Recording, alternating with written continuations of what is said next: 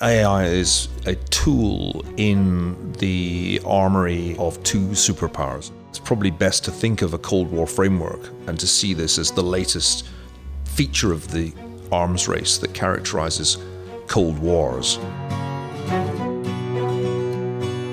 Hello and welcome to Marshall Matters with me, Winston Marshall at The Spectator in London. Today I'm joined by esteemed historian Niall Ferguson, author of the books Empire, How Britain Made the Modern World, Colossus, The Rise and Fall of the American Empire, and most recently, Doom, The Politics of Catastrophe.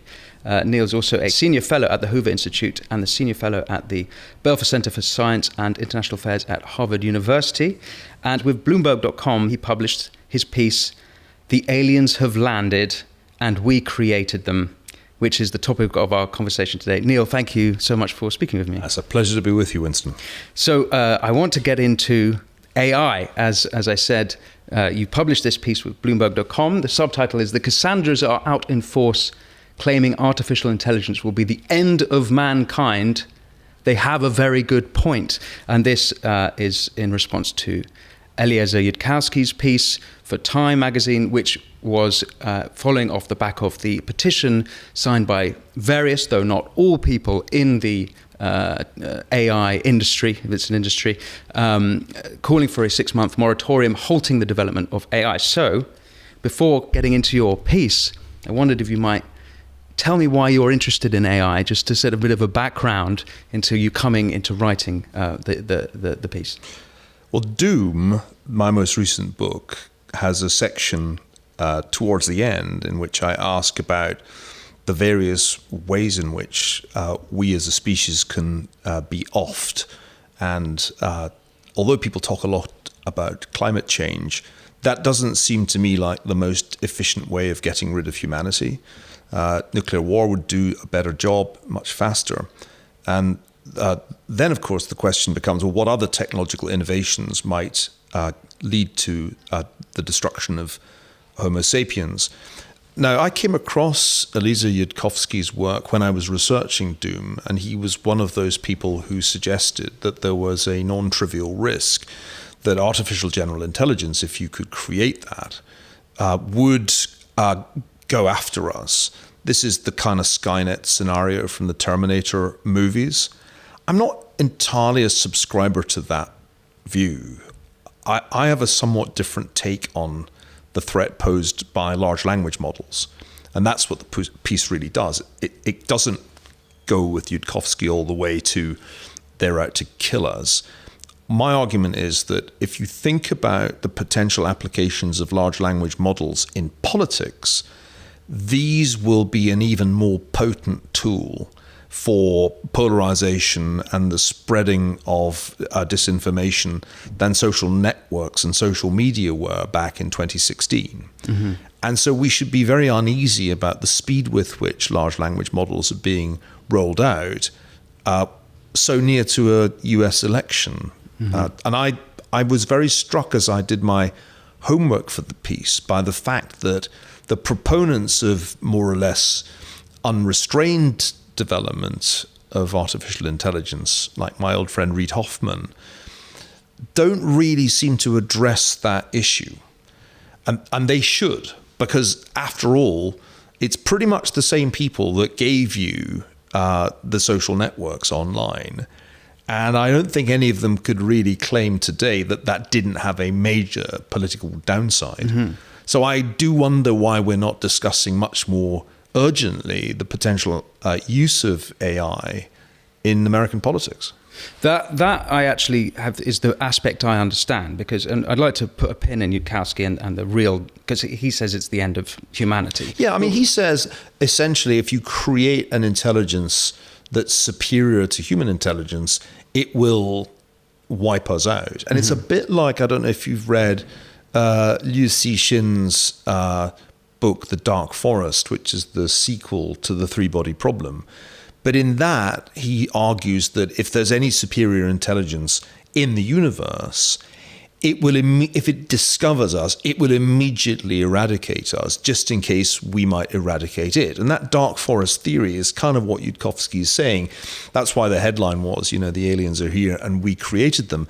If you think of artificial intelligence as non-human intelligence, which would be a much better thing to call it. I think artificial intelligence sounds a little bit harmless, but if you called it non-human or inhuman intelligence, then you'd recognize that you're creating aliens within. And I think the Yudkowsky argument is if you create an intelligence superior to ours, we should expect to be eradicated. I don't think that's right. I really struggle with that argument because there's a jump in faith there that assumes that they then would act on their own accord, which that jump in the doomsdayists, I don't see how AI can suddenly decide to act. I can see, and it's like at this point it's a cliche, the paperclip maximizer idea, where you give it one task and in so doing it wipes out humanity in the meantime by mistake. And in your article you talk about maybe climate change being an example of that. How do we deal with climate change? Okay, the AI decides let's get rid of humanity.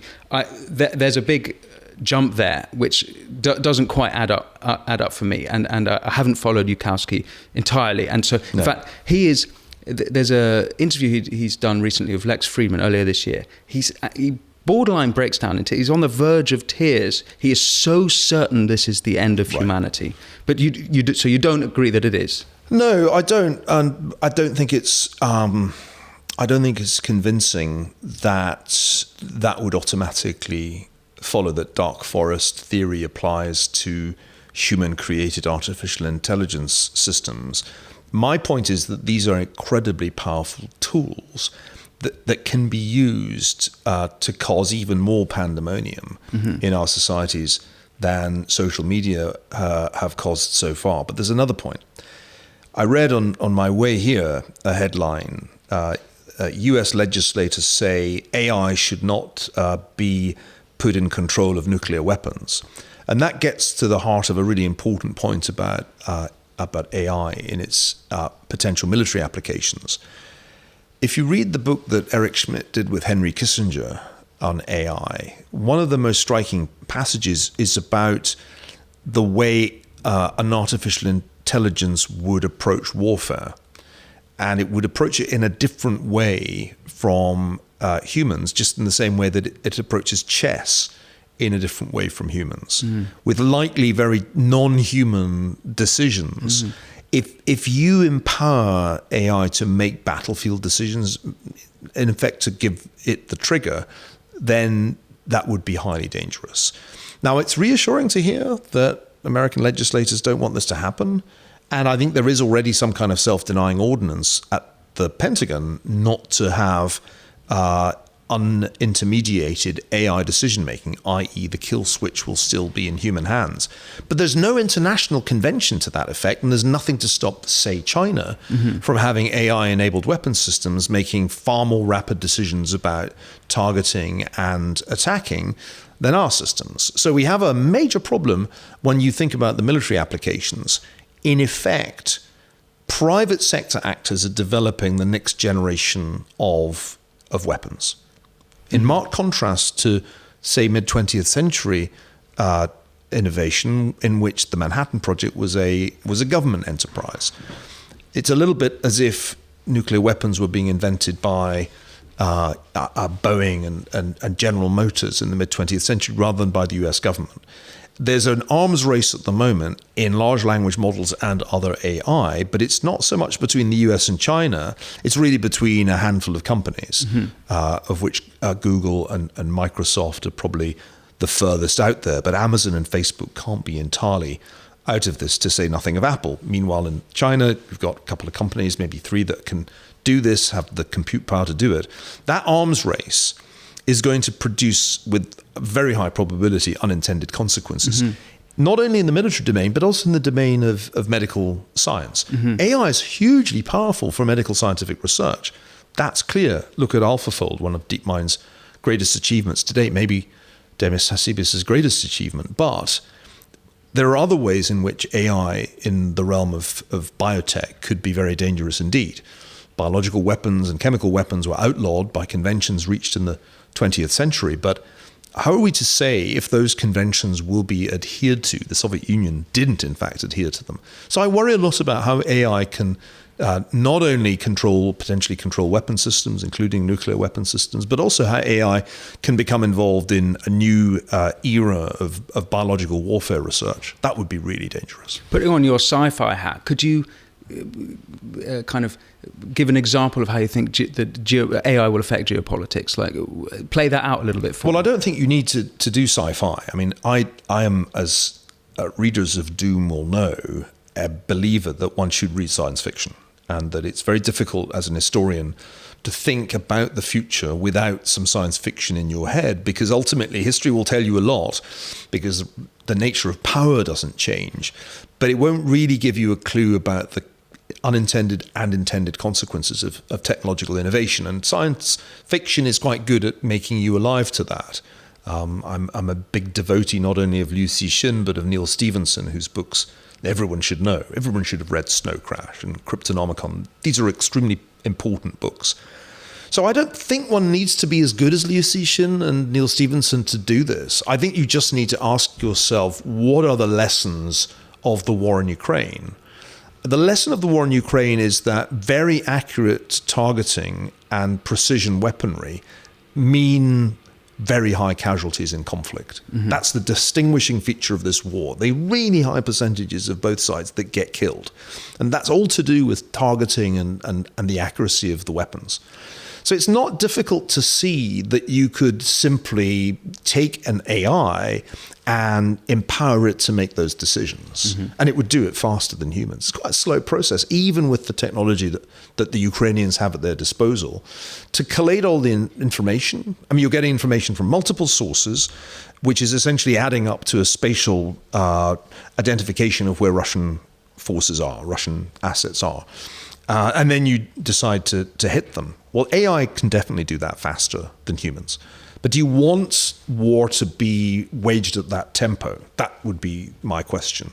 Because it clearly would be even more destructive and really, really hard to stop. It would be war at an unprecedented speed, with the obvious risk of escalation that I think would certainly be present in the case of a war over Taiwan. I mean, there are limits on the escalation that can happen, I think, in the case of the war in Ukraine.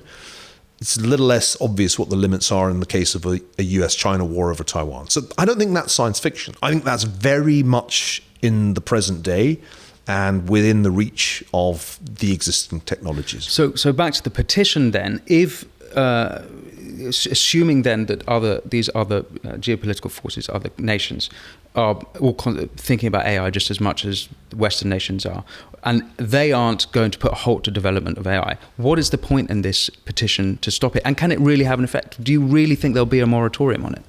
I don't think there will be. I think if I were not at OpenAI, I would probably, if I were at a rival company trying to develop AI, particularly if I wanted it to be of commercial value, I'd really want a moratorium on OpenAI, because OpenAI is kind of suddenly ahead of the field. It's because of the large language model. Well, because I think they just let ChatGPT loose and took everybody by surprise by doing that. And so I think a lot of the argument that's going on for a moratorium is really just the other tech companies saying, can we catch up? Uh-huh. So I don't take that too seriously. Nor even if it were entirely altruistic, do I think it's likely that a bunch of private sector actors will reach some kind of a moratorium. The only actors that can do this are governments. Now, we know governments can agree to freeze particular technologies because biological weapons were outlawed by a convention that went into force when Richard Nixon was president. And I think that was important. Although we know the Soviets cheated, it was far from easy for them to produce covertly biological weapons. We want to make it difficult to produce AI systems that are lethal to humans. That seems obvious. I don't really see a reason why we aren't negotiating an international convention to limit their use in war right now. And I think the US and China in particular need to be talking about that, because it's certainly not going to be figured out by Elon on the phone to Sam Altman. This sort of goes back now to a point you made earlier in the conversation, which is the most pressing, which I think I agree with you, is the most pressing concern about AI and AGI, or rather AI is the LLMs and the and ChatGPT, and how it might affect, let's say, an election as it's coming up. And I had a little toy around with ChatGPT, and it turns out it didn't mind questions, pertinent questions about Jesus Christ, but it did not like pertinent questions about the Prophet Muhammad, nor about his youngest wife. And so it was my experience, and users can have a go themselves, but that it's already internalized Islamic blasphemy laws, and I've also seen examples of how it's treating Trump differently from Biden. It's sort of unstoppable at this point how ChatGPT could influence an election, and my experience is that there's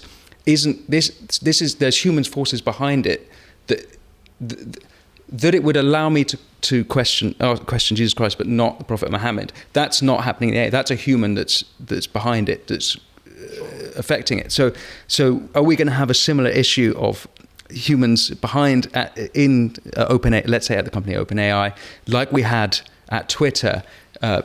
Of trying to manipulate things, and we saw the Twitter files. Is that a serious concern? Is there anything that can be done about that? Well, you're not the only person to run these experiments to see if it has a political agenda. Quite a lot of people have, and it's clear that ChatGPT is about as woke as Silicon Valley is generally. I don't think that's too surprising. If you remember a few years back, Microsoft tried out a chatbot, the name of which now escapes me, but this was 8 or so years ago. And because they hadn't built in any of those controls, it very quickly started to spout wild and sometimes right-wing, as well as downright obscene language. And so they clearly didn't want that to happen again. So what do? Well, you create some kind of filters to make sure that when it's trawling or scraping all the websites in the world, it doesn't do too much scraping in MAGA world. It doesn't do too much scraping in the far right areas. And I think that's what's going on. They're basically making sure that ChatGPT doesn't scrape content that would offend woke sensibilities. I don't think there are imams sitting there at OpenAI. I think this is just the kind of thing that's been going on at Google and at the other the other big tech companies for some time. I think that's concerning for a couple of reasons. One is that there is a kind of powerful feedback at work where essentially large language models are doing an elaborate form of word prediction on the basis of a vast sample size of phrases and sentences. And of course it starts to feed off itself, because the more content is generated by AI, the more AI generated content the AI has to feed off. Reid Hoffman just wrote a book, half of the text is by GPT-4. I can anticipate a great flood of AI-generated text in the coming years. And so you get this feedback loop. Once you've set these parameters, the flood of new AI-generated text will ensure that those parameters become self-reinforcing. The second concern is that if, as I suspect, it becomes a source of content for election purposes, that is to say, fake content or skewed content, to say nothing of all the deepfake videos, I think this will have an even bigger impact than the social media tools did in 2016 and in 2020. In 2016, they were kind of left at Trump's disposal. Most obviously, Facebook ads were. And in 2020, the tech companies did whatever they could to make it harder for Trump.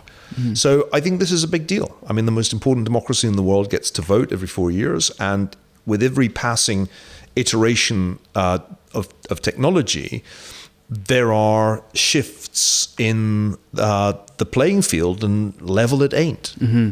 There's another thing you go into a little bit in your piece, which I think could have seismic impact, not just on society but on politics as well, which is how it will affect the jobs market and particularly white collar jobs. And it seems, let's say, you make the point that AI can't still write a biography about Kissinger because it can't read all that you wrote about it. But surely, if you scanned everything that you wrote about, everything that you read to prepare for the Kissinger book into an AI languaging model system, it could do the work. And so actually, the huge amount of it'll change the world forever if it can do everything that historians, writers are doing, all analysts, everything's just, all white collar work is over. Well, there are two things. First, I mean, the case of my particular line of work, a lot of important documents are very, very hard to read, and for example, it would be very difficult for AI to take on the Rothschild history that I wrote 20 or so years ago, because so much of the material was in an almost indecipherable Judendeutsch, German and Hebrew characters.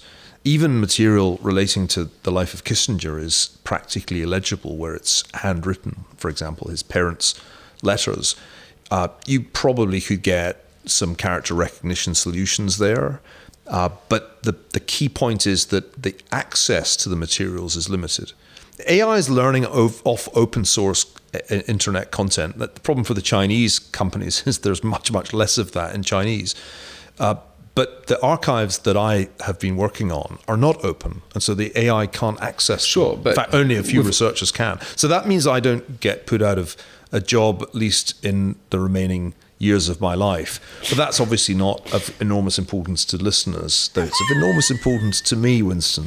The key, with all due respect, the key issue, brilliant as you are, and at this point, AI has not quite met Niall Ferguson's level intelligence. But when we hit the singularity, we will be at that point, and all you have to do is put it in the right direction, and it will do the work for you.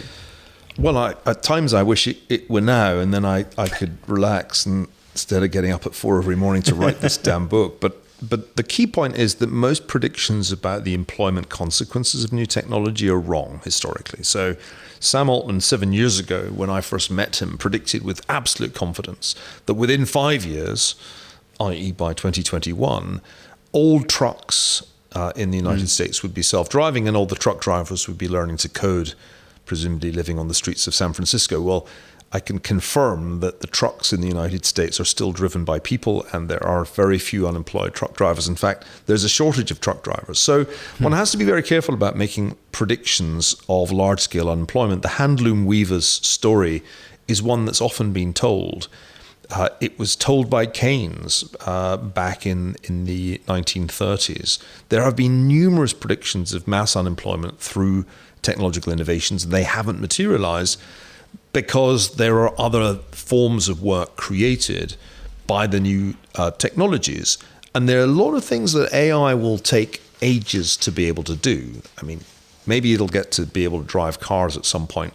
But well before we get to the singularity, you have to solve a lot of very complex problems to produce a robot capable of delivering elderly care or being an effective primary school teacher. I think we're a long way off from that. And as our societies age, more and more of the workforce will be engaged in caring for the elderly. I don't think robots are doing that anytime soon. So although it's clear that a lot of white-collar jobs, particularly low-level legal or accounting jobs, are going to be destroyed.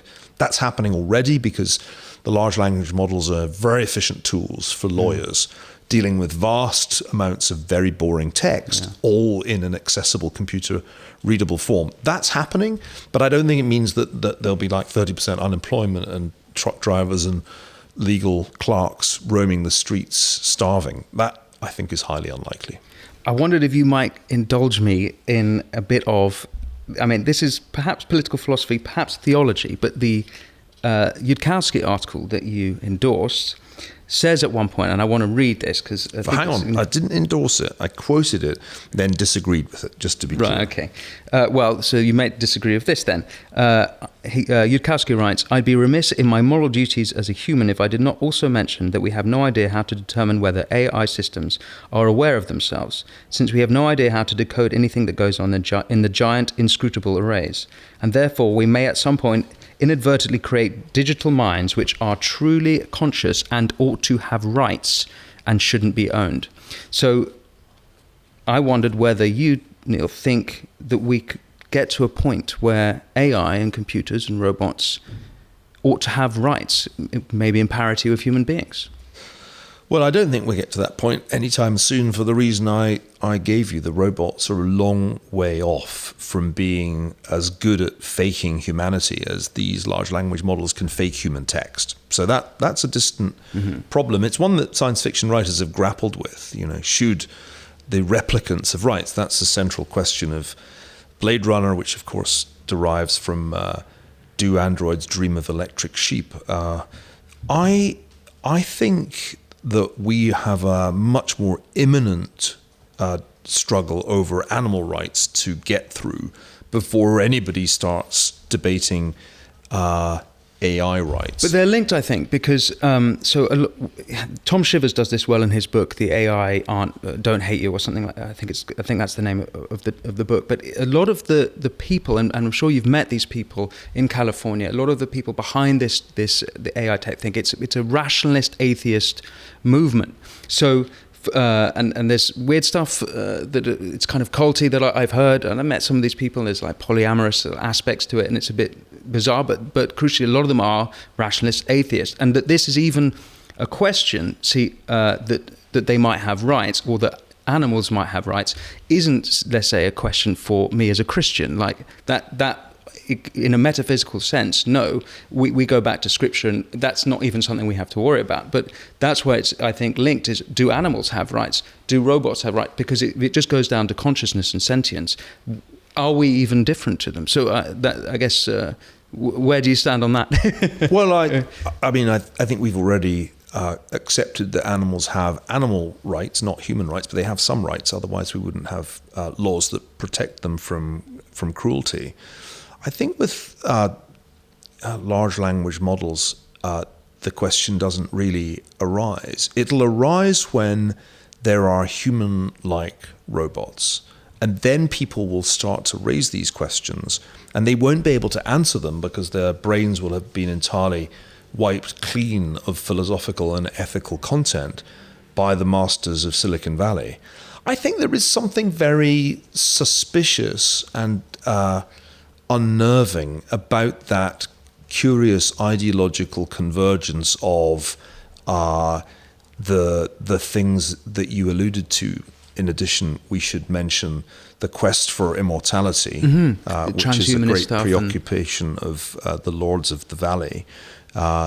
The dangers of this kind of thinking were well illustrated by the case of Sam Bankman-Fried, the great crypto fraud. I think if you are taught these things at a young age, you probably will get completely decoupled from the ethics of not just of Christianity, but of any major religion. So I find all of this repugnant, and don't want to live forever, have no desire to become a cyborg, and certainly don't intend to grant rights to human-like robots. But as I said, part of the point of large language models is that they will populate the internet with AI-generated text, which will be very good at faking humanity. Remember, the critical thing about AI is it's not human. It should really be called non-human intelligence, not artificial intelligence or inhuman intelligence, because we have to remember it's not at all like our intelligence. It's faking it. And what's most alarming to me is how excitedly humanity embraced ChatGPT. Euphorically, it was addictive.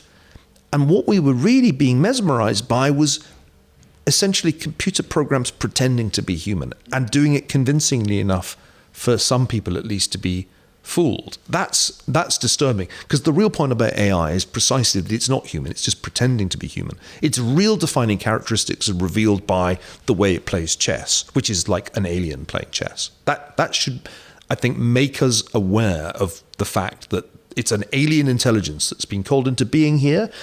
And this much of Yudkowsky's argument I buy, that as it becomes more intelligent than us, as its computational power exceeds our own, it is likely to behave in alien, non-human ways. What we have to worry about is not replicants that are indistinguishable, almost indistinguishable from humans. We have to worry about robots with an entirely alien intelligence that currently we're intent on building. Now that we should worry about. Can I just pick you back up on your point about finding it repugnant that the transhuman stuff, and because presumably you have a line there. Mary Harrington makes an argument that the first transhuman technology was the contraceptive pill, and so maybe you find all that the pill itself repugnant, because where are you on the line then between here and living forever? That where do you draw the line of repugnancy? Oh, in the soggy centre. Okay. No, you are not going to get me to adopt Roman Catholic positions on contraception.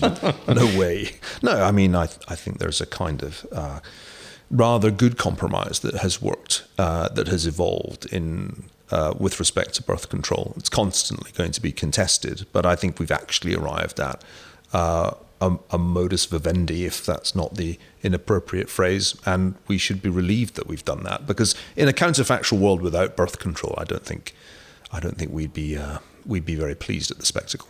Niall, I'll ask you one last question, if I may. In your book, Civilisation, you argue that Samuel Huntington was wrong, that the future of conflict will be between civilizations, and rather it will be intra-civilizational, and there's some reason to see now, as the geopolitics are today, you might be right, although we might be in a Cold War with China, so perhaps he's right. But I wondered then, with the advent of AI, how your argument might have changed, if you might revise that position, if the robots are the new enemy. How does that affect your thought? Well, right now, AI is, from a geopolitical point of view, a tool in the armory or toolkit of two superpowers and nobody else. Because only the United States and China has companies capable of this kind of innovation. And as I mentioned earlier, it's probably best to think of a Cold War framework and to see this as the latest feature of the arms race that characterizes Cold Wars. I think the Huntington hypothesis has been repeatedly falsified if one looks at the hot wars of modern times. Overwhelmingly, the wars that have happened since Huntington published that essay have been within civilizations. And take a look at Ukraine. I mean, I know there are some differences between Ukrainians and Russians, but really, the truth is that this is a war between two very similar peoples. And the Ukrainians are having to kind of learn Ukrainian to make themselves less Russian as part of the building of their nation. The narcissism of small differences propels much more conflict than civilizations clash. And part of the point of a Cold War is that it's not really a clash. A Cold War is a peace that is no peace. That was George Orwell's term. That's what the US and China currently have. And I'll believe Huntington was right if there's a hot war between the United States and China. But right now, that's not my base case, because that would be so catastrophic, even without artificial intelligence to help it along. Great. Well, Niall, thank you so much for speaking with me today. Fascinating. I'm sure listeners would have loved that. Thanks, Winston.